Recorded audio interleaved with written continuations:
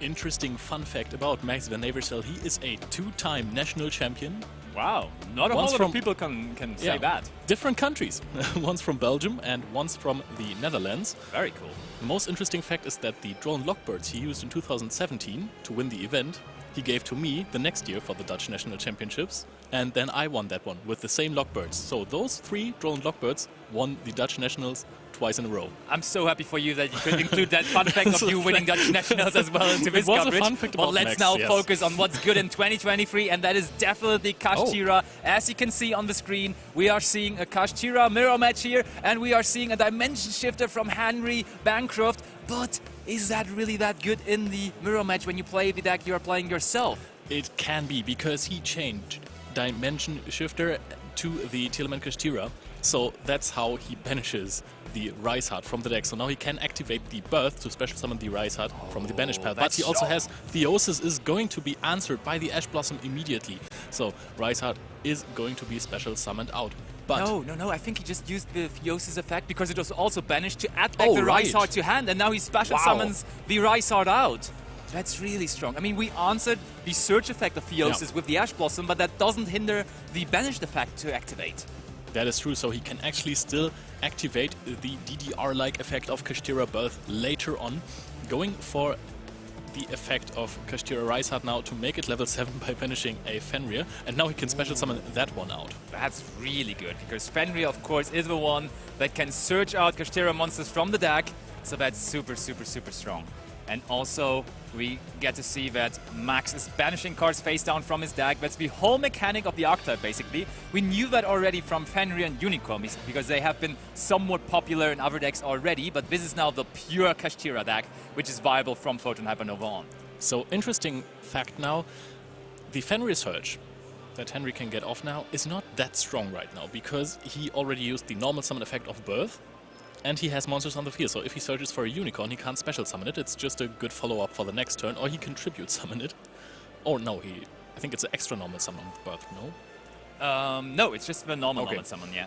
So he does not have any summons left, and look, I think we will just hard summon the Kashtira Rise Heart here. And that is really good, because he does not know that he is playing the mirror match, and if you end on a Shangri-Ira and activate it in the standby phase to special summon out a Fenrir to your field, then you will encounter some problems in the mirror match. Yeah, this matchup specifically is super interesting, because you gotta play different from what you would normally do against, for example, the Telemans deck. Because versus Telemans, you just try to power out as many monsters as possible, try to block as many zones from your opponent as you can. But here in this matchup, that's not what it's all about. Oh, and there comes the field spell, just being released in Photon Hypernova. Yeah. The pressured planet race off by Max van Eversel, but it gets ashed by Henry, and that immediately triggers the on-field effect of a Rise Heart to attach one material.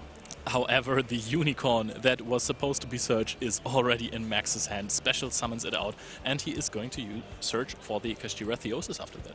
That is most likely what we're going to see. We're using the effect here. And the thing is, Henry used Dimension Shifter on his opening turn, and he now has a Rise Heart on field. So he made sure that his opponent is not going to get any cards into his graveyard, and Max sits there playing Kashtira himself, and we're searching for Kashtira Birth, maybe meaning that we have Theosis already in our hands.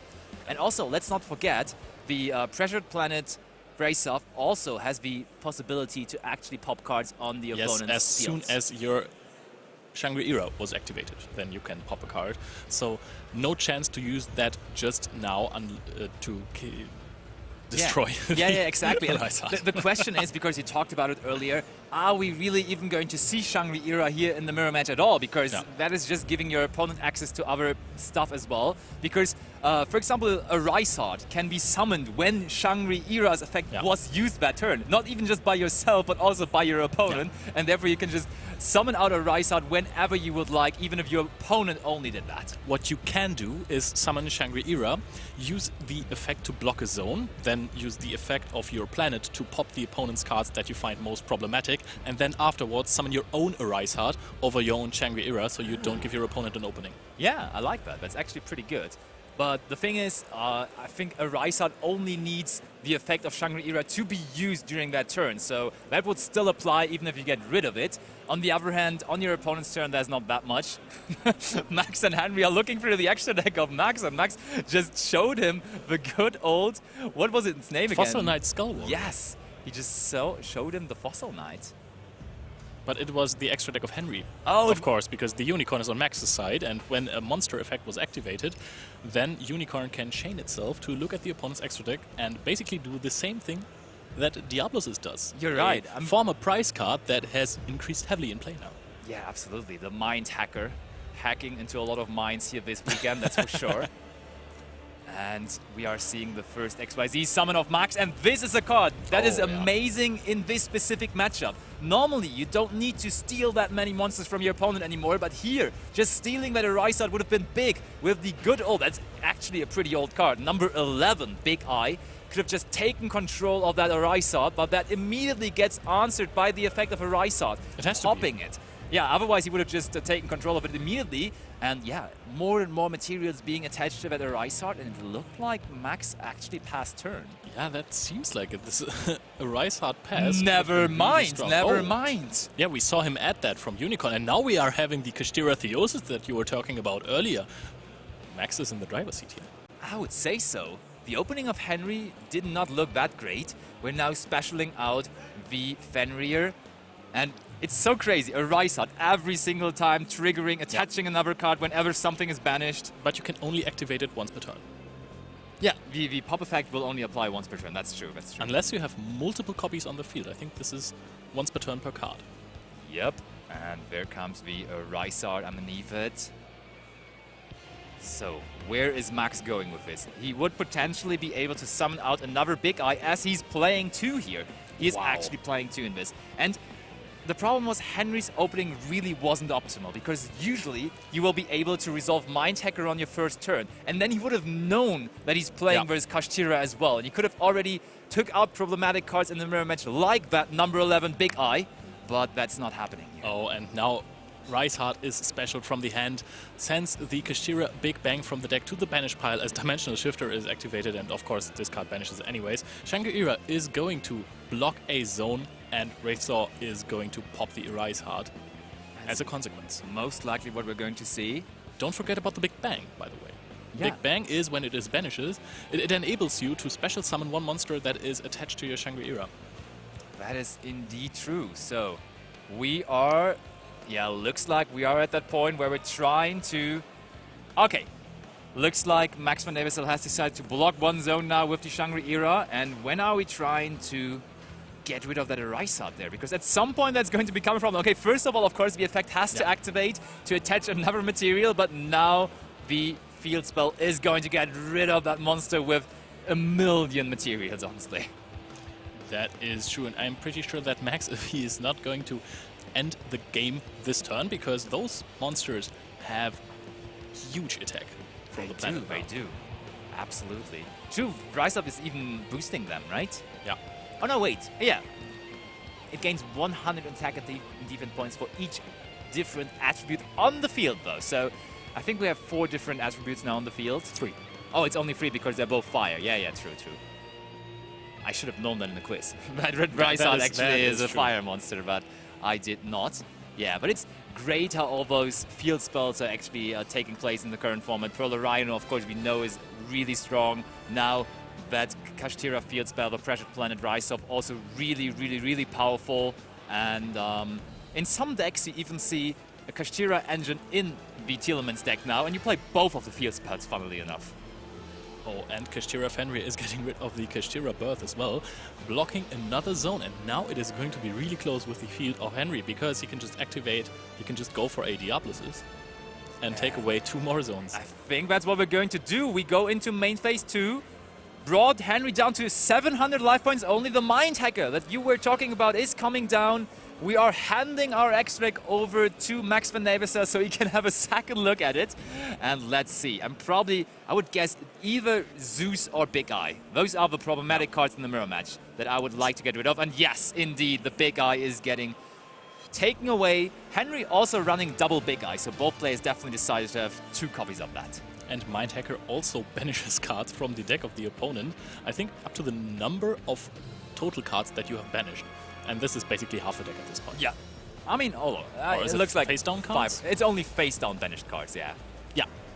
Only face, but that's still like 6 cards or something, and Henry is having less and less engine. Also, as you can see, is having less and less space on his field. I would have liked to have seen the Arise Heart summon before the Mind Hacker to attach extra material. Ooh, you're right. That definitely would have been the better order.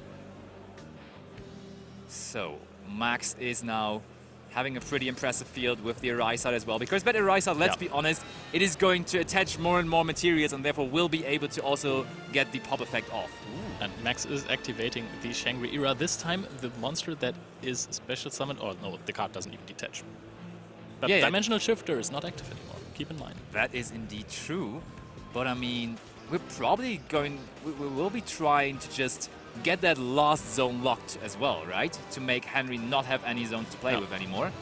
But probably Henry, before that could happen, can just summon a monster into that zone. The question though is, what are you going to do with only one monster? Like, you cannot really exceed summon and you cannot link summon either, so that will be a tough time. You can summon the Fenrir. Yes, you could theoretically. And also you could just summon a Rise Art into the extra monster zone right after, because Shangri-Ira was used that turn, which we talked about earlier. Then it doesn't matter which player it was. Then you can crash or attack into the the Shangri-Ira in defense position and put a Zeus over it. And there we can see the Fenrir already. Look at that. Is he going for exactly this line? If you can't lock your opponent's entire zones. zones. Oh, yep. We are going into the extra monster zone, so we would even hypothetically have a zone available to us again in the main monster zones, running over the Fenrir. Run over Fenrir as well, so you don't take damage, but your opponent does, because the push of the planet is not big enough, and you would take damage if you run into the Shangri-Ira. And I mean, we're on 700 life points, so we're really trying to save as many life points as possible. And now Kashtira Theosis is attached to the Rise Heart, which is pretty good after... But that would still only make Zeus be able to activate its effect once, though. What are you thinking about, my friend? Why is the Fenrir banished? The Fenrir was banished. I mean, there is a Rise on the field. Okay. That's a pretty easy answer. And let's see whether that resolves. It looks like it really resolved. Wow. This game is going back and forth. And I can see why people are super hyped about Kashtira, because this is actually amazing to watch. It looked like Max just totally took the driver's seat, and now Henry, with almost having his entire field being blocked, just still comes back, summons Zeus, and takes the whole field away, and now clears all those zones again, too. And nothing of this would have happened if he had summoned the Rise Heart on the Rise Heart earlier, because then it would have had material and would have been able to banish the Kashtira Fenrir while attacking, or the Rise Heart rather. You're right. I think that really was a little bit of a misstep there from Max.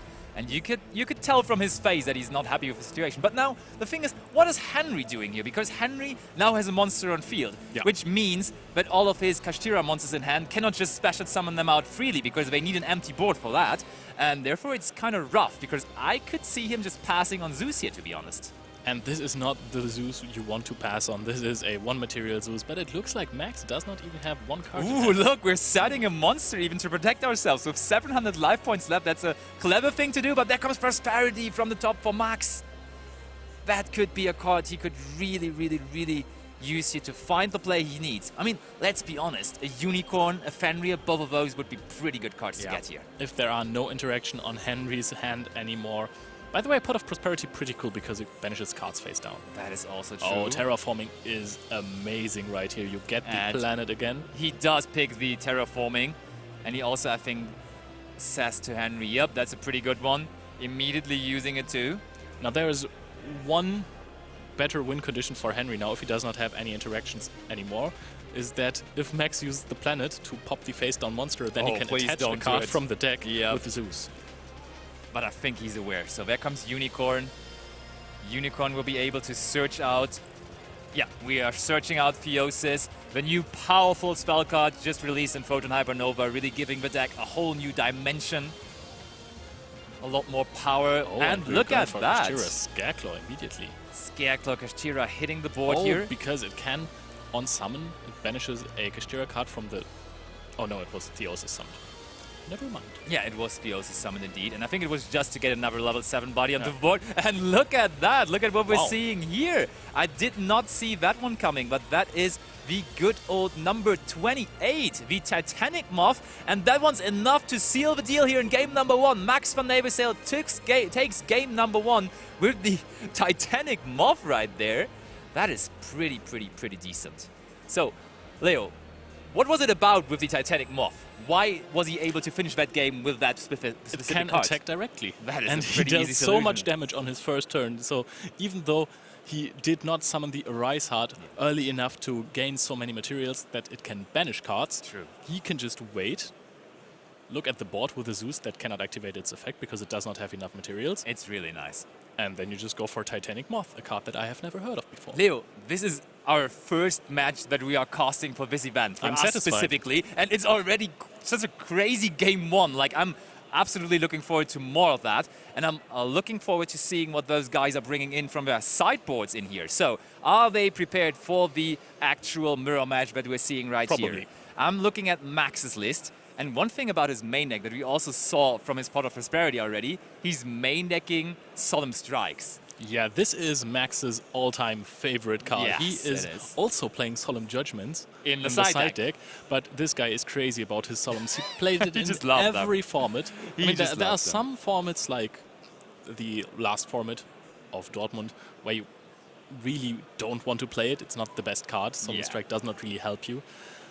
But in most of the format, he actually ran Strike. He won Nationals with it. He played it in Mech Knight Invoked. When I asked him, why do you play a trap card in a blind go second deck that is not evenly matched or impermanence, he said, I just break love the the board card. and then I said Strike because otherwise I have no interaction. I was like, you got it.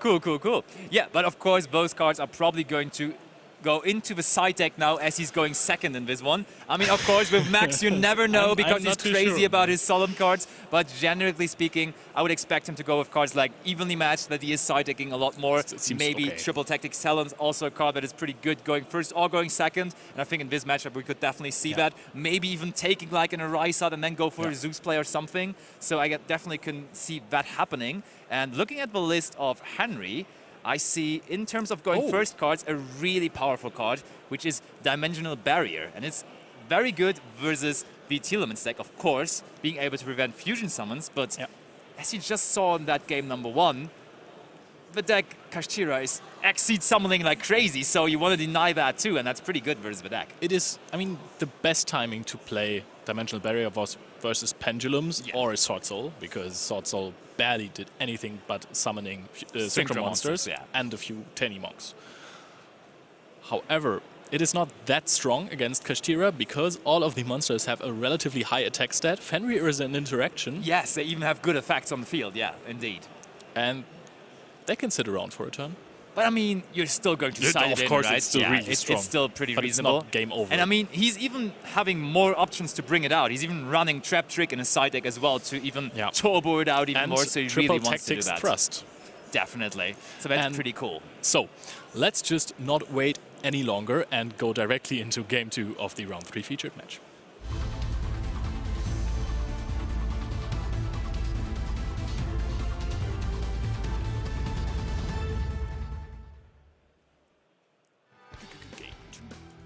Right, so we are going to... All right, that was new for me, but of course, let's roll with it.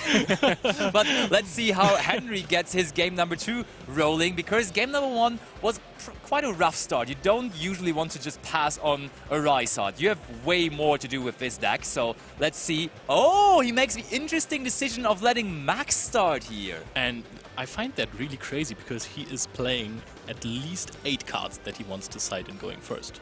That's true. I mean, there are a couple of cards that he can also side in going second, but I'm also very surprised by this. I mean, you are now maybe taking the strongest weapon away from Max when he goes first, which are Solemn cards, because he hopefully has decided not to run them. And look, he made the perfect call there, as Max just uses Fenrir and passes on 2 back row cards. So Henry now has all the options, and he has the Pressured Planet Brace-Off as well. But, Basti, as you already mentioned earlier, Max is crazy about his Solemn Strikes. He might have kept them in, and this could be double Solemn set face down. Who knows, who knows. We see that Henry also has Ash Blossom in his hand. He kept in all the Lava Golems, which makes sense when you're going second, and he was running triple Lava Golem in the main deck, and maybe Max even had ways to play on there, but he was like, hey, I'm not going to commit into your Lava Golem, why would I? And therefore I just pass on my one Fenrir with maybe 2 Solemn cards in the back. Who knows, that man is crazy. And now we are going to see if it is infinite impermanence. It is a trap card. It is a trap card hitting the impermanence, and that's even better now because we do not only use the impermanence to negate the Unicorn, but we also trigger our Fenrir because the effect of Unicorn was activated to face down banish the good old Unicorn. Tactics Thrust. This is a really good card from Photon Hypernova. This is amazing. So everybody knows what triple tactic talents does, but now there's a new triple tactic cards in the meta game, and whenever your opponent has used a monster effect during that turn, you can just search out a card from your deck. And you can set it face down. You cannot activate it this turn unless your opponent has a monster, which in this case is you can just take it to the hand and activate it immediately. Yep, and he took the Change of Heart, the also powerful one-off, limited in the TCG, but able to being searched out from the deck. And there, I was speaking about the uppercut, and look at that double evenly matched in the hand of Max von Neversel. This is 6 tactics by now. Wow, and Henry really making a super good decision there of going second, because double evenly matched in the starting hand of Max von Neversel when he is forced to go first in that situation is just crazy good for Henry. And we're seeing another impermanence. Honestly, Solemn Strike would have been a lot better in this situation because it would not have enabled the triple tactics, or the 6 tactics as I call them. There it comes. Oh, and the Theosis as well. So we have the Fenrir of ourselves, we have the Fenrir of Max now, and we're also going to get another card onto the board. And now I think Henry is just trying to figure out how he's going to be able to maybe even go for game this turn. Because evenly match can only, I mean, you guys know this of course by now, only banish almost the entirety of the field at the end of the battle phase, so you can deal a significant amount of damage, maybe even more than 8,000. Yeah, that is what Henry is trying to figure out here. There is the special summon of Kashtira Unicorn now with the Theosis.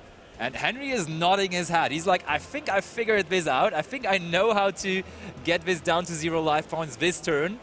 Let's see how he does that. Deck is getting shuffled. Unicorn, of course, summoned in defense position because it has to be from Kashtira Theosis. But I think when we go a Rysart here, that means we're probably not going to go for game, to be honest. That is interesting.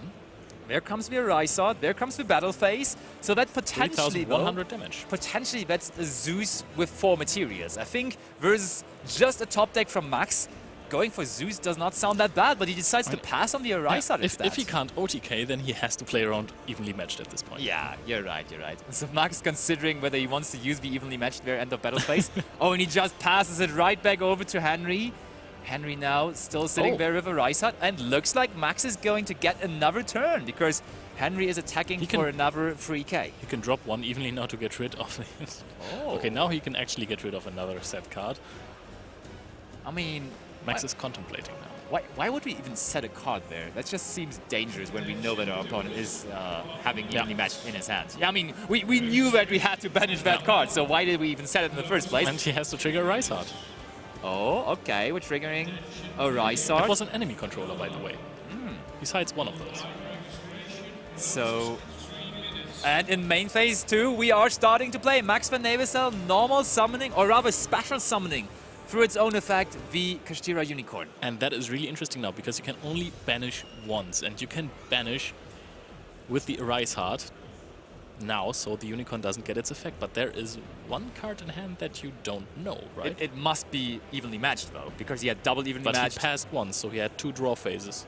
Oh, but there's only 1 card left in his hand, and maybe we just don't see the other one because it's like next to it. Yeah, because it might be the case. If there was only 1 card and it is evenly matched in hand, then a Rysart just banishes this monster and you win the game. Yeah, but look, it's 2 cards in hand. It's 2 cards in hand, absolutely. So Henry decides it's not worth taking the risk that Max has another monster, so he just lets him resolve the effect of Kashtira Unicorn, and Kashtira Birth is being searched by Max once more. Birth is a really good card. It is a lot better when you have resources in your banish pile or in your graveyard, though. That is true indeed. So Max just activating it, and honestly, at the moment, it doesn't really do anything. I mean, maybe he has another monster, so he can normal summon another, maybe Kashtira unicorn from his hand. And yeah. Oh, wow. Henry almost instantly wanted to try and banish the monster, grabbed his Arise Heart, but then realized if I do that now, the Kashtira Birth can just summon it back. That is what I thought Kashtira Birth can just... Oh no, we're down, banishing face down. Right. Okay, yeah, we cannot. And that leads to Max picking up his cards. So Henry, with the decision of going second here in game number 2, caught Max van Eversel off guard, meaning we are going to have another game, meaning we're going to have a game number 3 now. And now the mind game starts once again, right? Because Henry did it to Max in between rounds of, between games of game number 1 and game number 2. So what is Max going to do to Henry now? Is he going to let him start? I can see going for this, going second attempt after you lose game 1 because you really need to win the next one. Yep. But Max has a side deck for his game 1 plan. You know, he has Solemn Judgments. He can just side them in, have strikes, have Solemn Judgments. And not only that, he also is running a pretty popular tag, which is also very strong going first. He is running the Nightmare Corruptor Ibli. Yeah. Which is pretty strong, not allowing your opponent to special summon any monsters. I can definitely see that coming in as well. Is there an out on Henry's side? Let me check, because usually you are running either Linguribo or Celebrate But Army Rush. It would still hurt because you have a monster on the field then. That is true indeed. Yeah, because he cannot just special summon his monsters. And Henry is not even running any outs. He's not running Army Rush, he's not running Linguribo, so that could really be the case that just Max is going full power here, Solemn Judgment, Solemn Strike, and also the Iblis. I mean, those are 9 very, very powerful going first cards. I cannot really see him going second here. No, and he knows, even though his opponent may have sided so many going second cards, you know, like Enemy Controller and stuff like that, if you open Unicorn and Max doesn't have an interaction, this could still be a really powerful board. Yep, I do agree. So I'm really excited to see what we have here in Game 3. I'm already over the moon by how Game 1 and Game 2 went. That was really crazy action. And I think the players are shuffled up now, or they're just finishing up on their shuffling process. So I would say, let's go back over to full screen. Let's watch the action. Let's commentate and watch game number 3 of our round number 3 featured match.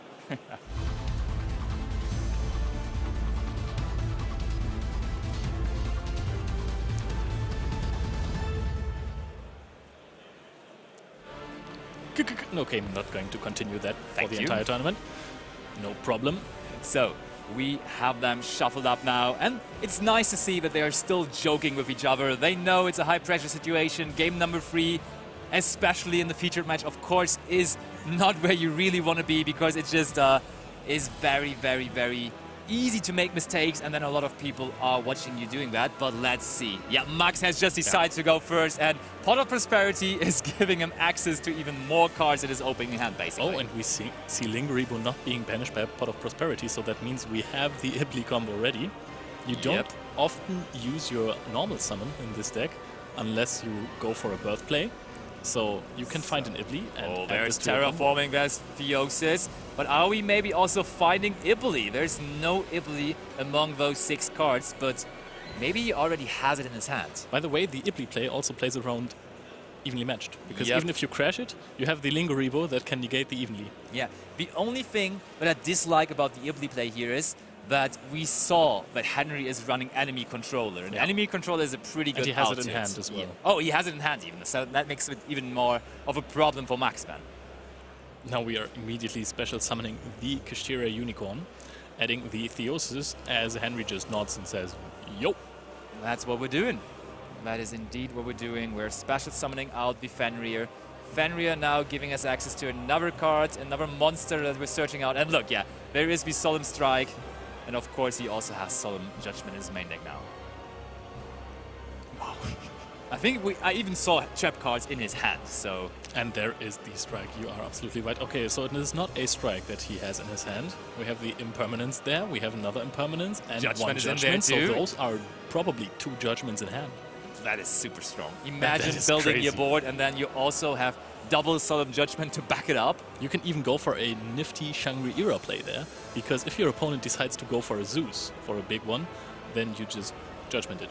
Yeah, for sure. And now we go for a Rise Art. So funnily enough, we were talking about all those crazy things they could do, but I think every single first turn, we maximum saw an Arise Hard pass from this deck so far. But probably that is to play around a couple of things, to be honest, because Max also is playing around Mech Knights, by the way. Yeah, that, and also he saw the Lava Golem, so you just don't want to commit into more than one monster when your opponent is running that powerful Lava Golem. Oh, and we see a lot of spell cards on the side of Henry there. Yeah, but those are two triple tactic thrust and I think 2 Pot of Prosperity. So this is basically 4 cards in hand.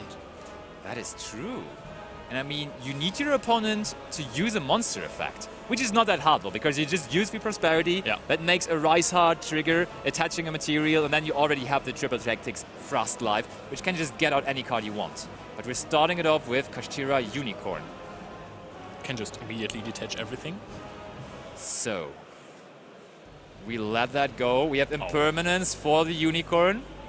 Oh, and Henry says, not so quick. I'm chaining enemy controller. You judgment that. Yeah, I was about to say we just have to banish that. And yeah, we do judgment that, but that does not hinder the Unicorn from triggering, to be honest. That is indeed true. I mean, one clever thing that Max maybe could have done would have been to use the Impermanence on the summon of Unicorn, so this scenario that we're just witnessing would have not been able to come up. But it looks like the Unicorn is resolving here. But he has not seen the enemy controller in the game before. It was immediately banished face down by the evenly matched. Ooh, there comes the triple tactics thrust that we saw already. Yep, just confirming where the Impermanence was activated. He did not want that thrust being negated. And what are we getting here? Are we just getting Change of Heart again as the last time? There is the Change of Heart, and I think he stopped right there. Yep, another Change of Heart occurrence. And you have to basically judge that one as well, because you are almost in OTK range. Ooh, but look at that. We're attaching Infinity Track Goliath from our extra deck. That's really cool, because that might just lead to this card going to the graveyard, being an extra resource. I like that tag for sure, but we just judgmented the Change of Heart as you were expecting him to do. And now Rysart sits there with 6 materials. And does Henry have another play? We saw there was Prosperity, which we can still use, but there also was Thrust, which we cannot use, and another copy of Prosperity, which we can also not use. So this Prosperity will have to get us somewhere. And a Rysart can actually banish itself. So if we are seeing a triple tactic talents picked up by this one, and the effect to take over a monster is being activated, you can just basically get rid of your own Rysart and then hope that your opponent doesn't have multiple cards to play with, because the damage is going to be halved this turn. That is true. So 6 cards are being banished. There's a Rysart. There is a Planet. Pot. Thrust. Oh, we have too much pots and talents here. This is not that good. The talents would have been an immediate answer to the Rysart. Yep. So what are we even taking here? Like, probably just the Pressured Planet Race-Off. Yeah, that's what I thought, because that's like the card that gives us the most value right there. And that is pretty interesting, because do you immediately answer this card with your Rysart? I mean, we can see the hand. I think that he immediately wins, or immediately ends the turn if he activates Rysart on the Pressured Planet, because there's buff. Oh, but we're not even activating it. So play is going back over to Max van Nijvercel, who's on 2,000 life points only because he activated Solemn Judgment twice. So as you said, triple tactic talents would have been needed to be answered there. So to be fair, we are in kind of a similar situation that Henry was in game 1. So let me just check. Is Henry also playing the Moth? And looks like he's not actually. So I think there directly is not possible. Good play with attacking there and then going into Zeus immediately, because Zeus can 1, 2, 3, 4, 5, 6, 7, 8. Oh, but we're not doing it. No, it doesn't lose the material. No, it does not, but we're not doing it. He could have gone for 4 field wipes with Zeus. Yeah, but I mean, there are a couple of cards which just answer the Zeus immediately, I would think. But there comes the Rise-Off. And maybe he drew into a trap card so powerful that he did not want to miss out on that. So what are we searching here with the Rise-Off? And I think that I would consider just banishing the Rise-Off, because your opponent searched the card last turn and immediately passed instead of activating it. But there comes the Unicorn, there comes the Fenrir. And Max really considering whether to do something about that. Looks like he's not. And is there a Solemn Strike coming? There is a Solemn Strike card. The favorite card of Max van Neversel, and he now gets to use it in the round 3 featured match he's in right now. And he did not activate the effect. Okay, now he activated an effect. So Thrust can be activated immediately, and this is almost game if you take triple tactic talents. I mean, Kashtira Arisat would have to banish itself, then you can add back a monster. There is the because talents. of Theosis. No, you couldn't even because it would banish. It wouldn't get banished. So there is the fist pump. Max van Neversel, as I said, gets to resolve his favorite card, Solemn Strike, but that also meant that he's down to 500 life points, so a single take by Triple Tactic Talents seals the deal here. We see Henry Bancroft in a beautiful round 3 featured match. I'm so excited that we got to cast this one. Takes game number 3 and the match. The patience in this man. He just opened double pot, double triple tactic thrust. Yeah. And he just waited. I mean, of course, you can't activate both on the same turn, but he was really patient about it. He had the planet in hand, did not activate it because he knew, okay, he's just probably going to banish it anyways. Yeah. Let's just wait for a second. But generally speaking, all 3 of those games were not super high-paced.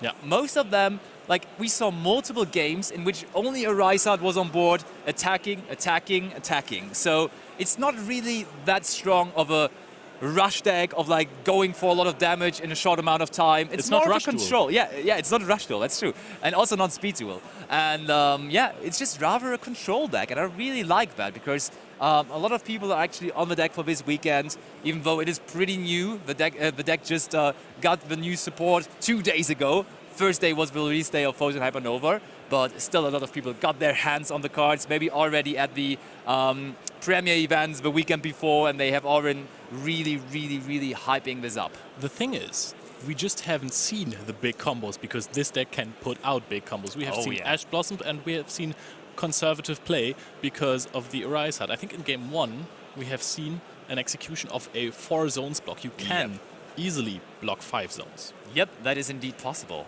And that's why the deck also is so good versus different decks, because you saw those 2 decks were just relying on the monsters. But imagine you're playing versus a back row deck, for example, Labyrinth or Eldritch or something like that. No Book of Eclipse. No First nothing. of all, that, but also you could just lock all of their spell and trap zones. So it must be rough for an Eldritch player when he cannot actually activate their trap cards. So, and he cannot even set them. Or Labyrinth. Or Labyrinth, for sure. So that's definitely something good. You talked about Pendulum players, of course, also having... yes, that is really insane. Yeah, actually, you can just block the Pendulum Gales as well. So there are definitely really good tools that this deck has. And I think, in general, the new mechanic of banishing face down as like your main interaction, as like your main thing of the deck, I really like that. And it brings a new thing into the meta game all around. It's cool, and it does not disrupt you that much, to be honest, because you can always use the Arisat if you have banished any of your key components,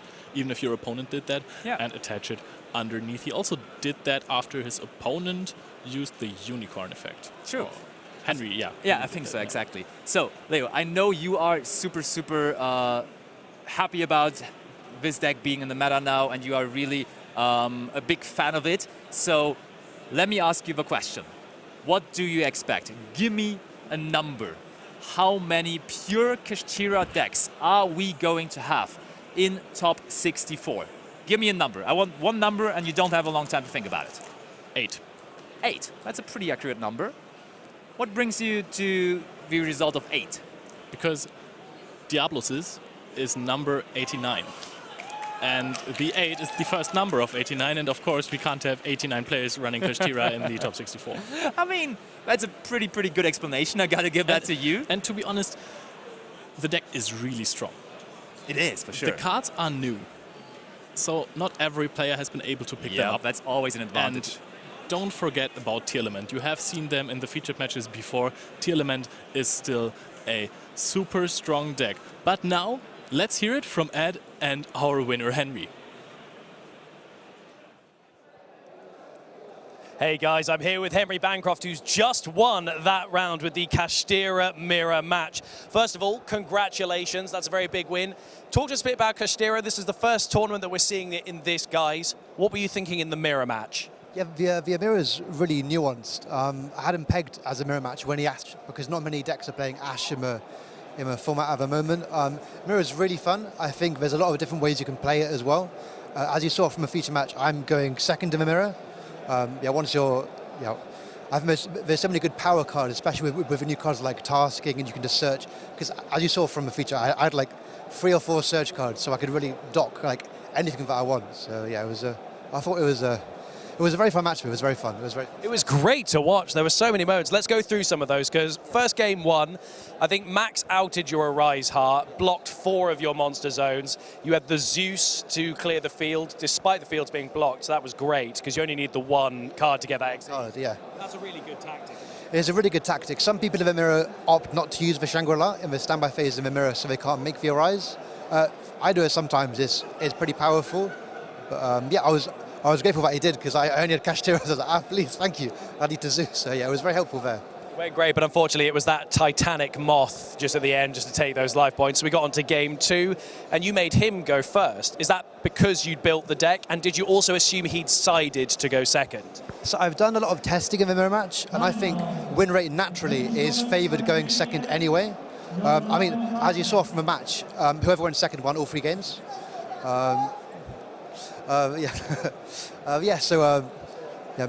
So lost my train of thought. If you're going second.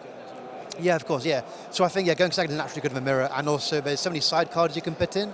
So enemy controller has been the MVP so far, so that card is incredible. And the mirror match, you can use very effective chain Impem or an Arise to banish. You just chain, take their big XYZ. Then you can make it even bigger XYZs. So then throughout that, there was a lot of the triple tactics thrust to Change of Heart, but then shuffling Max's Fenrir. Change of Heart stole Max's Fenrir on the field to Arise Heart, so then he scooped, and then we got into game 3, which was the straight into Arise Heart on turn 1. So when you're up against that turn 1, what's going through your mind? Yeah, so I was actually expecting it, to be honest. I think most cast players in the mirror are going Arise pass. So I was thinking really good, because Han was amazing. But then I saw the first judgment. I was like, okay, I can play through 1 judgment. I saw the second one. I was like, I can't play through the second one.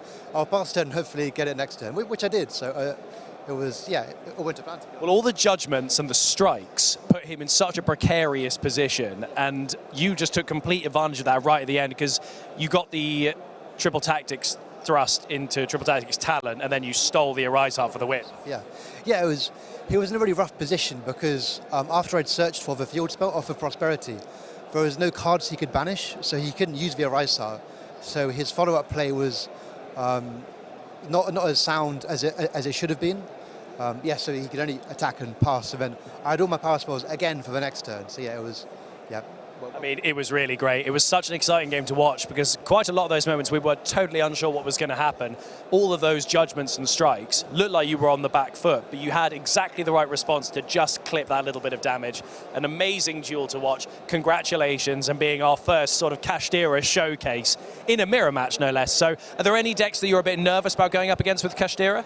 So I'm really nervous about Sprite and Flunder. Sprite, I played round 1. That was very stressful. Haven't played Flunder yet, so that's brilliant. The deck, because the birds banish anyway, they're not too scared of the Arise Heart. So yeah, that's a matchup I'm hoping to avoid. Well, hopefully you don't go up against that, but you never know in these things. Best of luck in the rest of the Swiss round. Hope it goes well for you. Congratulations again.